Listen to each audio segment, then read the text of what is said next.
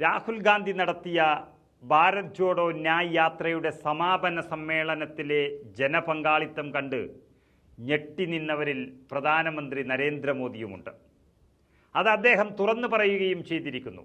ഭാരത് ജോഡോ യാത്രയുടെ സമാപനത്തോടനുബന്ധിച്ച് നടത്തിയ India സഖ്യത്തിൻ്റെ mega റാലിയിൽ രാഹുൽ ഗാന്ധി നടത്തിയ ഒരു ശക്തി പരാമർശമുണ്ട്.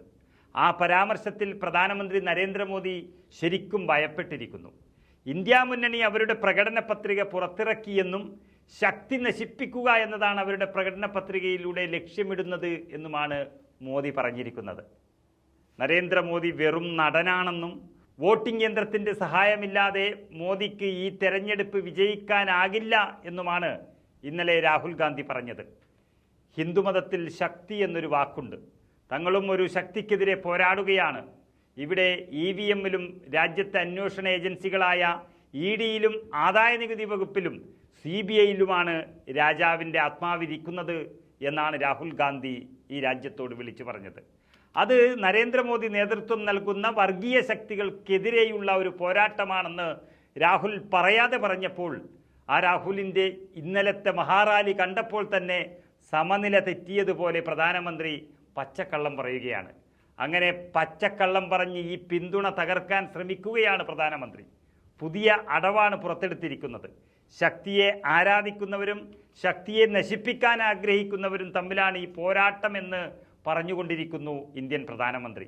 അല്ലെങ്കിൽ രാഹുൽ ഗാന്ധിയുടെ വാക്കുകളോടും വിമർശനങ്ങളോടും ഒന്നും കൂടുതൽ പ്രതികരിക്കാൻ വരാറില്ല നരേന്ദ്രമോദി. എന്നാൽ ഇപ്പോൾ അദ്ദേഹം പ്രതിരോധത്തിലാണ്. രാഹുലിൻ്റെ മഹാറാലിയിലേക്ക് ആളുകൾ ഒഴുകിയെത്തുന്നതോടെ രാഹുൽ ഗാന്ധിയെ വിമർശിക്കാൻ തുടങ്ങിയിരിക്കുന്നു എന്നതാണ് സത്യം. തെലങ്കാനയിലെ ഭരണകക്ഷിയായ കോൺഗ്രസിനെ നരേന്ദ്രമോദി രൂക്ഷമായി വിമർശിച്ചതും അതുകൊണ്ട് തന്നെയാണ്. കോൺഗ്രസ് തെലങ്കാനയെ അതിൻ്റെ സ്വകാര്യ ATM ആക്കി മാറ്റി എന്നാണ് നരേന്ദ്രമോദി പ്രസംഗിച്ചു കൊണ്ടിരിക്കുന്നത്. നമുക്കറിയാം, ഈ രാജ്യത്ത് ഒരുപാട് സംസ്ഥാനങ്ങൾ BJP ഭരിക്കുന്നുണ്ട്. ആ സംസ്ഥാനങ്ങളിൽ നിന്നൊക്കെ BJP എത്രയൊക്കെ സംഭാവനകളടക്കം സ്വീകരിക്കുന്നു എന്നുള്ളത് ഇപ്പോൾ തെളിഞ്ഞു വരികയാണ്. ഈ രാജ്യം മുഴുവൻ അദാനിക്കും അംബാനിക്കും എഴുതിക്കൊടുത്ത് ഒരാൾ ഇനിയും ജനങ്ങളെ സംരക്ഷിക്കുമെന്ന് പറഞ്ഞു നടക്കുന്നതിൻ്റെ അർത്ഥം ഈ രാജ്യത്തിന് മനസ്സിലാകുന്നില്ല.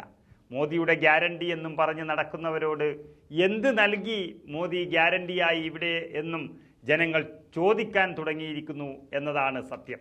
രാഹുലിൻ്റെ മഹാറാലിക്ക് എത്തുന്നവരെയും കണ്ട് ഞെട്ടിപ്പോയ നരേന്ദ്രമോദി തന്നെയാണ് ഇപ്പോൾ പ്രതിരോധത്തിലായിരിക്കുന്നത്.